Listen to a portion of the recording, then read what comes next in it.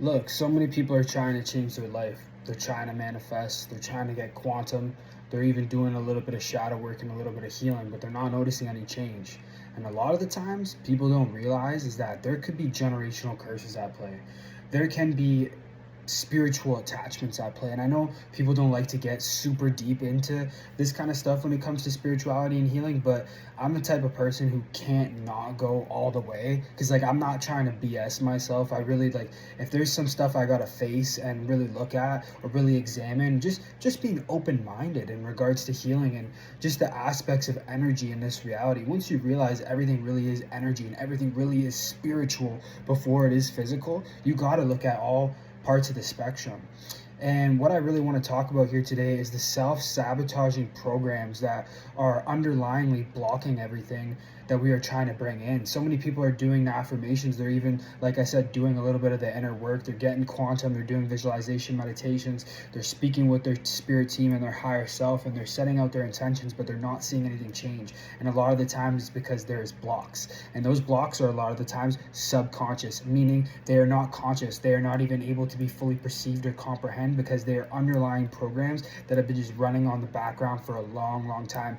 And when you also realize that most of your life is just your subconscious projected, it's a big factor in all this. So what I would like to say and start off with is subconscious reprogramming is the key for quantum leaps. If you truly want to change the trajectory of your life, you need to change what's going on within your subconscious. And there's many different ways you could do that. You could do that through visualization. You could do that through continually doing shadow work and then, forgiving yourself, really feeling things and allowing things to come to the surface and then allowing the new energy that you are embodying to be, eventually recognized by the subconscious because it becomes a new pattern. That's one way of doing it. Also, listening to subliminals and affirmations has been such a huge change in my life. It's literally helped me like quit smoking, quit addictions, in several different ways. But subconscious is more than just about trying to manifest and like listening to like subconscious affirmations about, oh, I want to manifest $1 million, or I want to dream home, or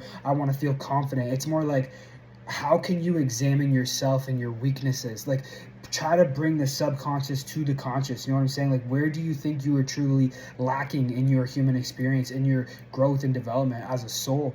And for me, a lot of that was I wasn't able to fully see it, but I had several spiritual attachments due to many different circumstances. Sometimes these things are inherited into the bloodline that we choose to incarnate into, which is even crazier. This is how deep everything truly gets. People don't realize how deep and spiritual everything really truly is. And a lot of those things are held on through the subconscious. We have to remember everything is consciousness. You, me, and everything that we see and experience, everything is energy and consciousness. And if you buy into the perception and the perspective that life is a dream and that our higher selves is dreaming this collectively, we are all collectively in this dream. We are all still in source, as Bashar would say, as Abraham Hicks would say, as many different channelers would say. We are in source, and we are projecting our consciousness to experience within these bodies the experience of the illusion of physicality. So with that being said, if we can recognize that it's a dream and that we choose to incarnate, to go through certain lessons, to experience certain karmic patterns, to heal those karmic patterns from not repeating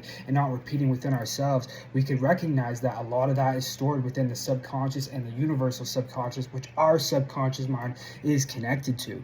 So if you recognize that you have an attachment, maybe there's a succubus attachment, that's a lot. Like, man, that is a huge thing for people. That was a huge thing for me in my life also. It was really hard to face and accept that I was giving my energy, my powerful, creative, sacral chakra energy, solar plexus chakra energy, to lust or to lower vibrational frequencies. So many people don't realize it could be drinking, it could be smoking, it could be just fearful thinking that is just running rapidly throughout your chakras. It could be blocked chakras. It could come from spiritual attacks from people who don't want to see us do good.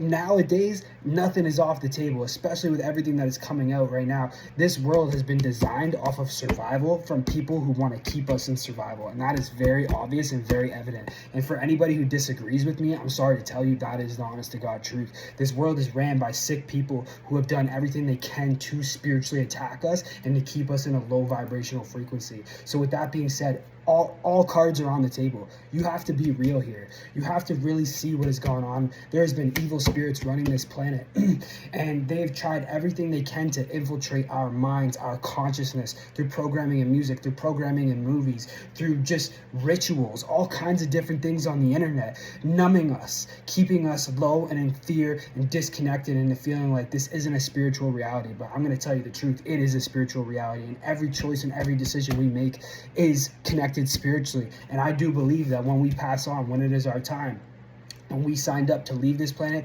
we go back and we do a life review based off of all the healing and things we did and didn't do. And maybe we have to continue to repeat those things. Maybe we don't. I don't have all the answers, but what I know, it is so important to look at every aspect of your life if you want it to change. You need to be honest with yourself where you are leaking your energy. Are you leaking your energy into relationships that you know truly aren't serving you just because you have a history and you have a past with that person? What does that matter? What is that going to do for you at the end of the day? You know what I'm saying? You have to really take back your power and look at yourself in the mirror and be honest with yourself. Like, if you're trying to change yourself subconsciously, be real. Like, if you know that if you leak your sexual energy, maybe listen to some remove incubus, remove succubus affirmations, subliminals. Really set that intention with your spirit guides, with your guardian angels, so you can be in your fully aligned self. Life isn't just about gaining things materially, gaining wealth. Yes, everybody deserves to be in abundance.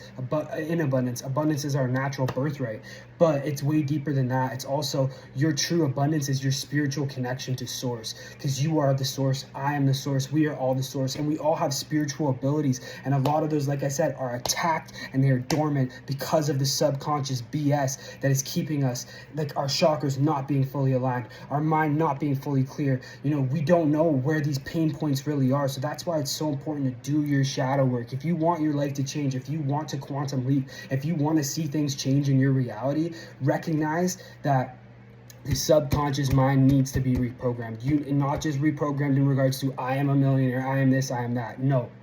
If it's, let's say, you don't truly love and respect yourself deep down, maybe because you've done certain things in your life where you're not proud of, you need to go within the subconscious and reprogram that aspect. Self-forgiveness subliminal, self-forgiveness affirmations, visualizations, meditations, of things like that. It's not all about what you want, it's about improving who you are as a human being and as a soul, so your energy is clear, so you are able to properly direct your energy without it being all over the place, because so many people try to manifest, but then their blocks block it, and that's the truth. So really, it's about figuring out what your blocks are, reprogramming those in the subconscious mind, then getting clear once you are in the proper energy, because everything is energy and everything is mirroring your own frequency and vibration to you.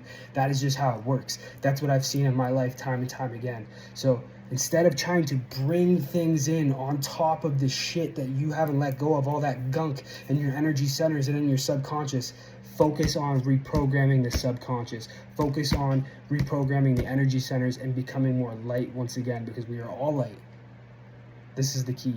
If you really want to change, if you really want to quantum leap, if you really want to see a new change in your reality in the mirror, you have to get rid of the shit first. If you enjoyed this video, make sure you subscribe, like, share this video. Peace and love.